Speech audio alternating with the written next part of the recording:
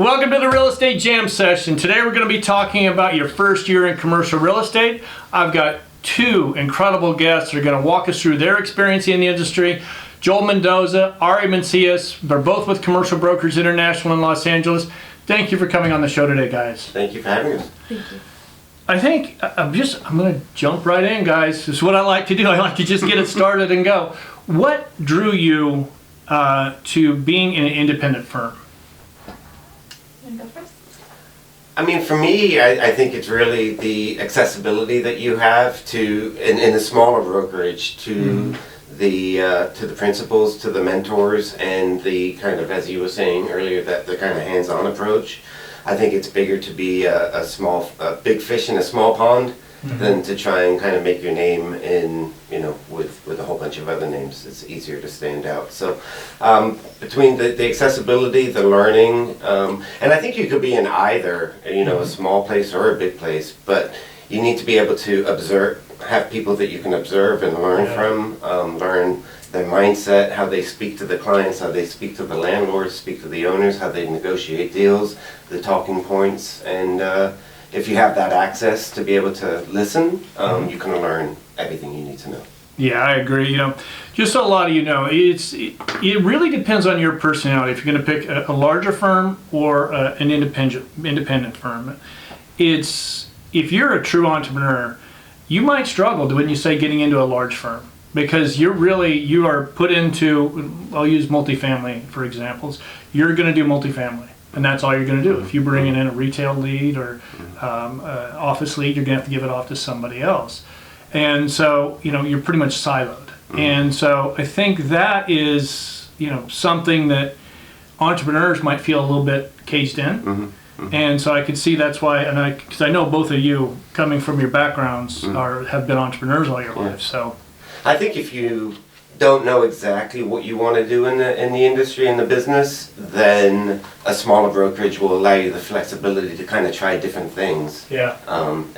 What I'm gathering you're saying is I agree. Brokerage, which I've never been at, but I can imagine, you're, as you say, kind of siloed into doing one thing, and you may be kind of anxious about that. You may want to try different things, but then you can't. So small brokerage will allow you the freedom to kind of try different things and figure out where you best fit. Yeah, I agree. I think it's a great way to go. There's benefits to both. It really depends on your personality. Again, entrepreneurs, I'm sitting with two of them. This is what they wanted. And I guess I need to disclose it. I am part of the ownership of the company that they work with. But, and I'm very fortunate to have these two. They're knocking it out of the park. But, we target entrepreneurs like yourselves. You guys are what we're looking for. And so I need somebody to come in, and if there's a block wall put in front of them, you guys know how to either over, around, under, you figure a way to get through it, right? So, now in a big firm, it's going to be completely different. You're going to have seniors, you're going to have, probably part of a team. So it just really depends on your personality type. So it's really, your first steps after that, you figure out your personality type, what you want to go after. How did you guys find the firm that you wanted to look for before you started interviewing with everybody? I'll take this one. Okay. I like smaller firms. I like mentorship. So I like to sort of follow, at least one or two people in the company. Right. I want to see what they're doing. I want to know their market so I understand and I can sort of follow that.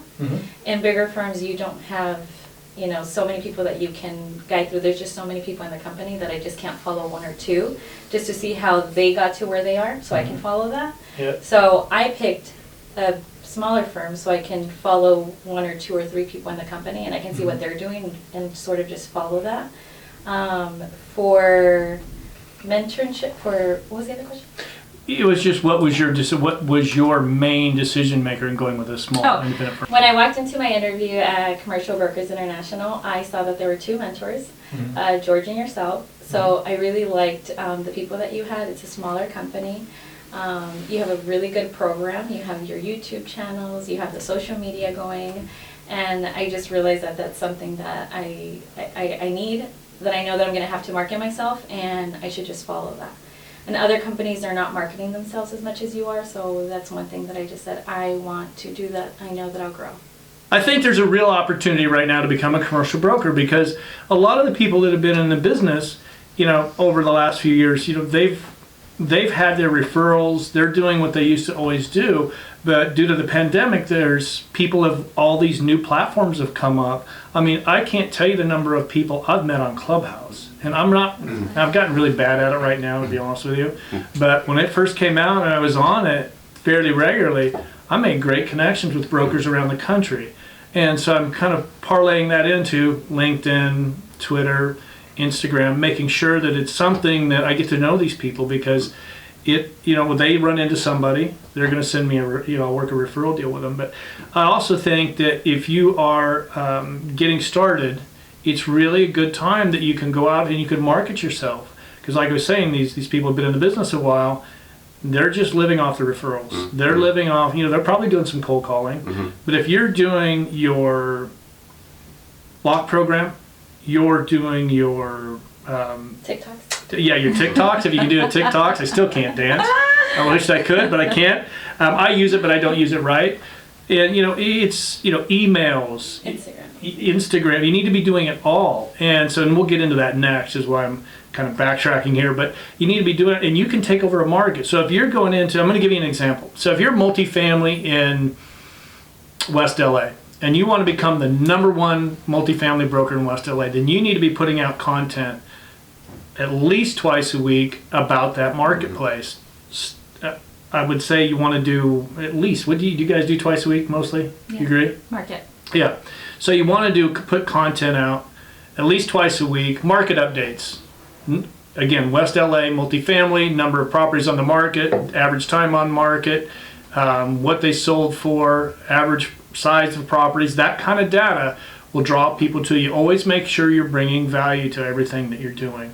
And a good email program. Having a good CRM in place where you're doing a good email program is key. Every 2 weeks put an email blast out. And I briefly touched on block program. Now that's for retail people. So if you're retail and you're working an area, you want to get boots on the ground. You want to go pick out about 3 blocks, start walking it. Get to know everybody in that 3 blocks. Walk in, introduce yourself, get their contact information, put them on an email program, contact them. And then once you get to know everybody, when you walk in that store, they know your first name, then you know you've done it right. Take another 3 blocks on, keep expanding it. So I know you guys are doing that. Are you finding that that's been good for you guys coming in? I know during the pandemic, it's been a little difficult to do that, right? You can't go in the store. But are you starting to see that work for you guys now? Yeah, yeah. For sure. Yeah. One thing that I remember starting, you mentioned about a CRM, and I never thought to actually build a CRM before I started here, and I didn't know how important it was. Yeah. Because I always thought LinkedIn is the way to go, and all of the contacts that are there, but it's very important for you to keep a CRM for your contacts, and then just update them, where you move to, what you're up to, what's your market, if you're doing tenant reps, or if you're doing landlord reps, or if you're going to be selling, or if you will find your niche. But I think it's really important to build that CRM so people know where you are and they can follow you. Yeah. Again, bringing value when you're doing those emails, but just staying in front of people, and don't be afraid to ask for the business. When I was new, I was afraid to ask for the business. And, I got a couple deals under my belt. All of a sudden that went away. Mm-hmm. I bring a lot of value now because I know the marketplace. Mm-hmm. And so don't be afraid to ask for the business. It's key. And, one thing that you touched on earlier was in bigger companies, you can't market yourself. So yes, that is something you also want to look at when you're out there interviewing. Bigger companies will say, no, social doesn't work. No, you don't need to be emailing everybody. Just cold call, be a lead generator for your senior. But I would also say don't be trying to constantly sell either. Try to build the relationships and try to bring value with some useful information that the people can use, and from there I think the relationship grows into hey, I can can you help me with this? I've got an issue. So that goes back to build the relationships. Building relationships. But back to the marketing, you want to just make sure that the firm that you're going to be talking to allows you to market yourself, because what business, I don't know of a business that can survive without marketing. And if there's one, well, you know what, Tesla did it, I guess, but how many other companies other than that have made money without marketing? So you've got to be able to market yourself. And so really take that into consideration when you're out there talking to other firms. Networking with other brokers. Now, it hasn't been happening the last few years, right? So are you guys seeing the networking? I know it used to be all these networking between brokers. I always thought it was kind of crazy, but when I first got into it, but then I started seeing the value in it. When you get on the phone, you can pick up and say, hey, Daryl, can I show your property? He returns your call, and you can have a conversation. So getting to know everybody in your industry. Are you starting to see those networking meetings come back, or maybe they're still doing Zoom ones? Yeah, I haven't had the opportunity to go to attend too many networking meetings like they used to be, but no, building those relationships with the other, co-agents and delivering value to each other. Yeah. Learning about the spaces, learning about their markets. I think that's very important. Yeah. And very helpful. I want to add to that. I think it's really important for you to remember that it's not a competition between the brokers. Oh, there's I plenty of think business for everybody. There's plenty of business. Everybody's in their own market working on their own, either they're representing the landlord or the tenant, but I think it's really important sometimes to get on the phone calls and explain your, sort of like you're solving a problem. You're calling them and saying, this is what I need. Do you know of anything that's out there available that's off market that might be of interest to my client? And I've had those conversations, and I think it started with Joel once. You got on a phone call with someone and you were explaining to them, I'm actually looking for this type of property in this area, and I thought that was really well, because I said, that's so important. Instead of you just saying, okay, it's not available, thank you, goodbye, hang up. I think you're building sort of like a friendship with the brokers. And then once you explain your problem to them and they tell you, they always say, I'll look out for it and I'll let you know. And I think it's more like it's a friendship now at this point, and they're looking out for you and you're looking out for them as well. I think, yes, that's a very good point. I think you need to understand that you're building a community, not just through the people that you're doing business with, trying to get them to list or sell their lease or sell their property. It's the other brokers. You're building a community, people that know and trust you. So always keep that in mind. One other thing I always drill into these guys' head is, what's your competition doing? And now that you guys have been in business for a few years, what do you think? What do you think is, what do you guys see as, if somebody brand new coming into it, let's hear what you guys think they should be doing right now. I think number one, get a mentor. I think you have to be very patient. The deals will flow. It's tough at the beginning, but again, going back to having a mentor, listen to what they're saying to you, because sometimes we think we know it all, but we don't. They've been in the business for a while. They're doing well for a reason. Hold on. Somebody needs to write that down. She says she didn't know it all. I've had conversations, you'd think so. You don't know it all. You right, must you don't. learn your market and understand what they're doing, and they're doing well for a reason. Yeah. So I think it's very important to go back, and they're guiding you. They're looking out for you, and it's not that they're trying to argue with you, or they're doing it for a reason. It's in benefit to you. So listen and be patient and just follow. So I want to touch on what you said about mentorship. Now, yes, you want to go out and find a great mentor within your company, or maybe they have a program for you. That's a key question you want to ask when you're out there interviewing. And so, but I want you to keep in mind is, when you're going to get a mentor, you're taking from them, right? You're taking their time, and you want to think about, what value can I bring to the person that's mentoring me? What can I bring? Because they could be going out and doing business instead of training you. So this is something you've got to keep in your mind. Think about, and I guess maybe I better give an example. So if you're a younger person, you've been on this thing all your life, you know your way around it, and the person that wants to mentor you isn't very good at being on social or their marketing, maybe you can bring them value that way. Bring value to them too, so it adds, it's a winning relationship then. So I think that's key. I think younger, when you're wanting to get into it, you need to understand that the more that you bring to the relationship, the better it is. And if you're going to be they're going to get compensated for working with you, you just build a better bond with that person. So it's a winning proposition for everybody. And as much as you were saying, what you're looking for in bringing people in. You want entrepreneurs. When we come to meet you, entrepreneurs, and sit down in the conference room and interview with you, we're looking for strong mentors. Right. So, and I think that really. Yeah, it's a mix, right? Yeah. It's because we know what we're looking for. I want mentor or entrepreneurs that I'm like, because I've been an entrepreneur all my life, so have you guys. And probably the biggest thing I have with entrepreneurs is I have to bring the focus in.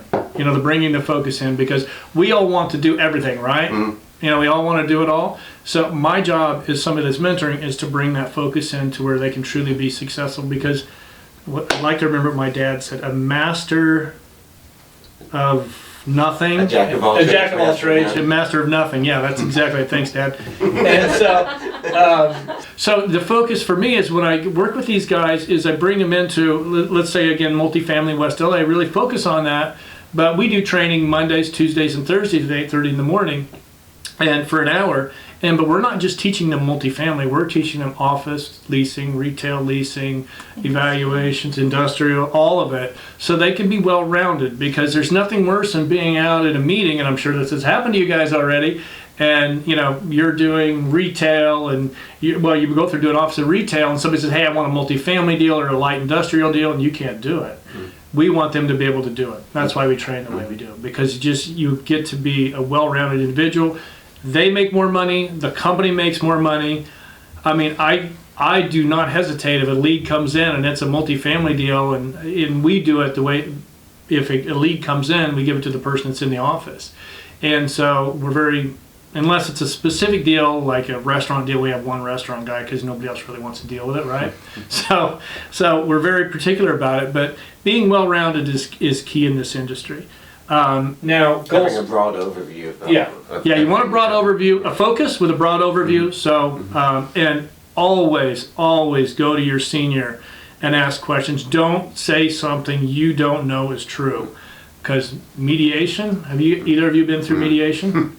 Yeah. Knock on wood. They better not. I hope not. But it's terrible. So don't get yourself into a situation. If you don't know what you're doing, ask questions. And so it's very key. Now let's talk about goal setting. How do you guys set goals weekly, monthly, yearly? How do you do it? I do it weekly. I do? Okay. I think it's very important to write down your goals on a weekly basis and figure out when Friday comes along, see how far did you get with those things. And you build a new list, and then you go off of that for next week, and you say, I'm ready to add more people into my CRM, do more cold calls, do another blog, post it on my website, do at least 2 or 3 postings, and schedule that for your Instagram. Mm-hmm. Because people want to interact with you and engage, so you're building that as well at the same time, but you're growing. Yeah, I agree. And it's, what happens if you don't hit one of your goals that week? I put it at the top of my list for next week. Okay. Well, if you don't hit it that week. It does not go past the second Joe walks week. out of the office and goes, what the heck's going on out here? No, it's goal setting is very key. It's you want to monitor, and that's something that we really push into our agency, is efficiency and production. So if you want to have, every week you should do a self-analysis, self-evaluation of your production. And if you didn't meet your goals, why did you not meet your goals? And you really want to look at that. It's like, listen, I could do this better next week. So I've got the weekend to really give it some minds in my mind, really look at it. What can I do better next week? And really set that as a goal to make sure that you hit it the next week then. So really, self-evaluation is something you want to do, but always be looking for efficiencies. What could I be doing better? And then that, again, will lead to more production. I think you want to be looking at your conversion rates as well. How many phone calls am I making, and how many meetings am I getting out of those phone calls, and kind of always keeping track of that. And if it's not enough, then you need to set a goal to be making more phone calls, or to be getting more appointments. Oh, I agree. Yeah, that's part of self-evaluation is what can I be doing better? A lot of people don't even know if you go on Instagram, or you can look at it'll say, see insights. I had hindsights on the brain. Hindsights, insights. It's key to look at that every week. Which posts work well for you that week, and you can kind of tweak your marketing toward that. always look at your analytics on your marketing. When you do your emails, make sure you look at the numbers. How many went out? How many bounced? How many, you know, want to clean that up? Yeah. How many click-throughs did you have? Always look at that, you know. And so, you know, it's key that you do a breakdown on all of this. So I think, you know, is there anything else you guys want to give as advice to people who are thinking about getting into real estate? I've got a few. Okay, yeah, go ahead. I mean, read as many PSAs, read as many LOIs, read as many, you know, agreements that you can get your hands on. They probably don't know what a PSA is. A purchase sales agreement. There we go. A letter of intent. Understand the ins and outs. Understand the language. Understand the talking points. Understand, you know, the different levers that you can pull to try and reach a fair deal for all parties involved. Yeah. But knowing your way around and knowing the language of a purchase sales agreement or letter of intent is very important. Yeah. And I think once you start to become more comfortable with that, you start to become more comfortable speaking with other people about what their options are, and that opens up a whole new world. That's exactly it. You know, it's your first year is really getting to know your marketplace, your contracts, training. Different asset types of. Yeah. But I think it's, you know, you've really got to block. We tell everybody your first 18 to 24 months, you need to be in the office 8:30 to 5:30. These guys have heard me repeat that over and over and over again. Why? Because your competition is doing that. I mean, if you walk into any big firm right now, 8:30 in the morning, of course it's a little later than that now, but 8:30 in the morning, they're there. They're calling. That's what they're doing. They're doing business development. If you're showing up at 10 and leaving at 2, you're doing yourself a disservice. You're probably not going to make it. There's a number that was out years ago. I think it was 92% of the people that get into commercial real estate are gone out of the business within 24 months. And I think that's a lot of because of the way has been being done is you come in, you just cold call, give the lead to the senior, working with them, you got your company split, you've got your senior lead split, all that, and you end up not being able to make a lot of money. So that's why we structured the way we did. But, you know, it really, you want to make sure that you come into this with a really entrepreneurial mindset that I need to give the first 18 to 24 months a big focus to my future. And so, but once you can buy that first 18 to 24 months, I mean, look what you guys are doing now. Yeah, you'll be solid, but you've got to commit the first several months. To what you're saying, I think you have to have a clear idea and know what you want, why you're getting into this, and know your why. Why? Yeah. Why are you doing this? And as I said, what do you want to get out of it? That's a great one. Yeah, that's a great one. And know your competition, know your marketplace. If you just know your marketplace better than everybody else, when you're having a conversation with somebody, it'll flow for you. You can talk about it. If you know the contracts, it'll flow for you. You know, when we're out there recruiting, we're not looking for the most experienced real estate person or people, but we are looking for somebody that is an entrepreneur. We focus on company culture. We want somebody that has a great attitude and a great work ethic. I can't train those. Real estate we can train, right? You guys all know all the training that we do. It's trainable, but I can't teach a good work ethic. So now I want to throw these guys under the bus a little bit. What do you think was your biggest mistake getting into commercial real estate? Underestimating the amount of work it takes. Yeah. You know, you think it's going to be pretty easy, or you just make a few phone calls, or it's a grind. Yeah. And knowing your why is going to get you through that rejection, get you through, you know, the hard times, and have you push and persevere. Yep. And have patience. I agree. You got one? I do.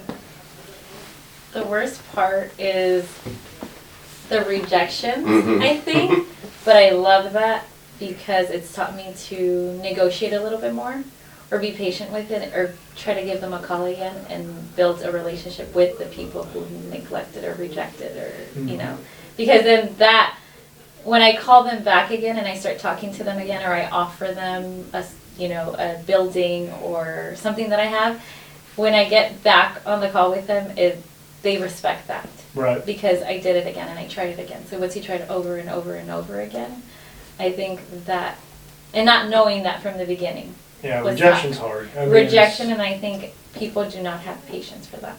So I think I didn't learn that right off the bat, but afterwards, People get discouraged very easily. yes, Yeah. absolutely. So Yeah. that was the worst part. But after I did it again and again and again, then now I've built relationships with those people. Yep. And now they say, And they'll they send you email business. me and they say, hey, do you have any new deals in? What's Mhm. going on? What are you up to now?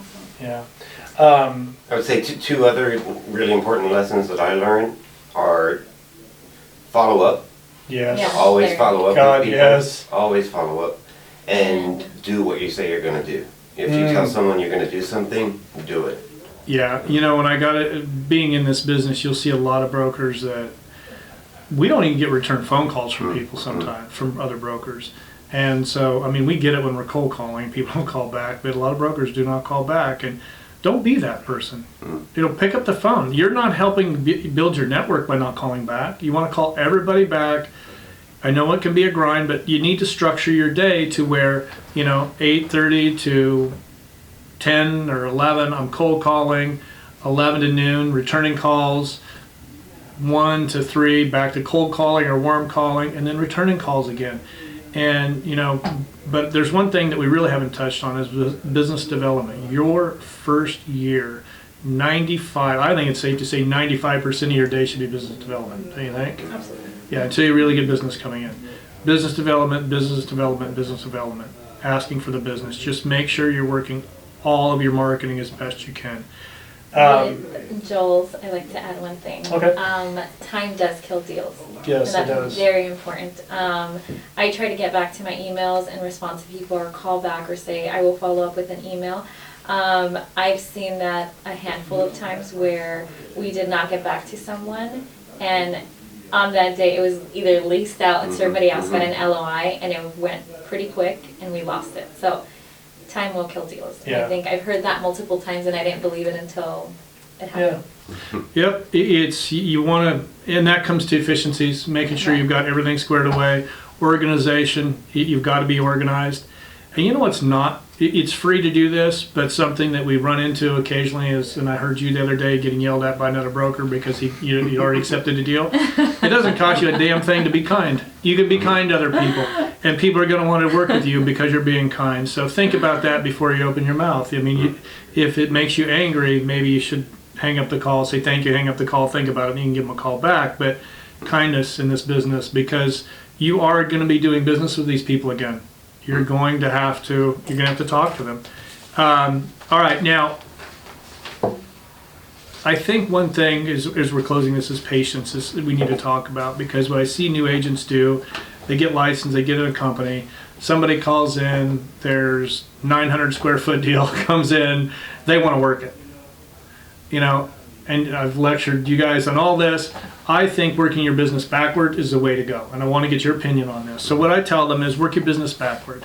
If I don't remember what number, I think you want to make your first year, you want to do 200,000 or something like that. So I think Joel was about, what was that? Said what? $1 million. No, yeah, she did jokingly like that, because that's not possible unless you're very well one of the Rockefeller kids. Even then, working your business backwards. So have the amount that you want to make, and figure that out on an hourly basis, and really think that every time you are going to leave for the day, and it's 3 o'clock in the afternoon, I'm going to lose Who's $300. leaving at 3 o'clock in the afternoon? Damn it! Well, it's Friday. You're going to be losing that money. So be thinking about it. I mean, you really got to work your business backwards. This is where I want to end up, and then build it down to where you're at today. And I think you're going to really find that that's going to help you a lot and really help you with your goal setting. So, but patience. Don't react on desperation. Taking a 900 square foot deal that's $2 a square foot, you're actually going to probably lose money on it by the time you do your company split. Your time, you figure your time into it, driving back and forth. Yeah. Now, there are caveats to this, and I know that Joel just went through this, is he took a smaller deal, but with the mind that this client's is doing a bigger deal down the road. So you got to weigh that. So If it's an opportunity to get if you're first starting out and it's an opportunity to get your signage on a good location. Oh yeah, it might be 50,000 worth it, cars a day. Yeah. Your sign's out there. It's a small space, but there's it's not always about the money. That's something, you know, Exactly. you're building a business, and so. Yep, that's my point, is really make sure that there's something else that maybe you can do. So, all right, anything else you guys want to add? Know your market. Know your market. Know your market. Get in front of people. Yes. Yeah. Listen for their problems and try and facilitate a solution. I feel like you were going to say another one of my dad's terms. My dad used to say, Joe, you have 2 ears and 1 mouth. Shut up and listen. And I think that's probably, God, I'm really turning into him. Using his quotes all the time. But That's a good one, though. yeah, that is a good one. Listen. Listen. Listen to what you're doing. And Listen to everyone around you. yeah, listen with your, and not all of it's going to be great advice. Maybe you use it, maybe you don't. But listen, if you're talking, you're not listening. So listen. Because you want to hear what you shouldn't be doing as well. And there's a lot of that too. So, all right, average time. This is my last question, I promise. Average time to make your first dollar. During COVID or not? Well, yeah, it's true. I wasn't counting yours, yeah, but COVID's been a little rough in our industry, but yeah. Listen, I think everyone to their own, you know? You're going to get out of it what you put into it. So, you know, the more phone calls, the more hours you put in, the quicker you're going to get your first deal, Yeah. you know? If you're trying to do multiple things, and you need a certain amount of funding to be able to get into commercial real estate. You need to know that you're set for, you know, 6 months to a year, maybe 2 years. And, but at the same time, I think, you know, maybe not having that backing, kind of those who are real fighters and real entrepreneurs, that's going to force them to hit pound the pavement and go and get that first deal quicker. Some people who are a little bit more comfortable maybe don't, you know, they have a little bit more flexibility in their schedule and they're not so stressed. But that doesn't always bring the deal. It depends on how you deal with know? stress. Yeah. I didn't deal with it well because I got down to where I was just like you were saying, I had almost no money, like $1,200 left when I got my first deal. I had You're like, putting it in there. oh yeah, I had less than a month, and that by the time that auction happened. So yeah, I was But scared. that's also the way it happens too sometimes. You know, you kind Yeah. of got to reach that desperation point. Not that you want to be desperate and take on those, you know, crappy deals, Yeah. but you want to be, you know, sometimes desperation kind of gives you that kick up the butt to really Yeah. kind of make things happen. Yeah, it just depends on how you deal with stress. Ari, what do you think? 6 months. 6 months. I usually say 8 months, 8 months to a year. Some companies are saying 2 years. It depends on where your comfort at. I mean, I agree with Joel. Maybe if you can deal with stress and you can, you know, you don't have it put away, give it a try. But you should have a conversation with your company before you go signing on, because maybe you'd be better off working another job for a while to have a little bit better savings.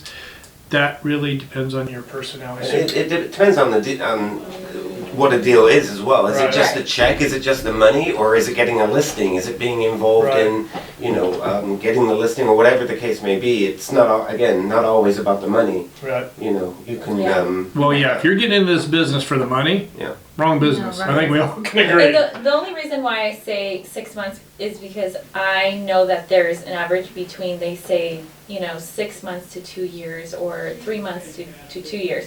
But if you are actually in it for that, you know, you actually want to do this and you put full force to it and you're here from 8:30 to 5:30, I've seen it before.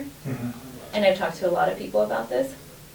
If you put all your energy into it, I'm pretty sure you can get it within 6 months.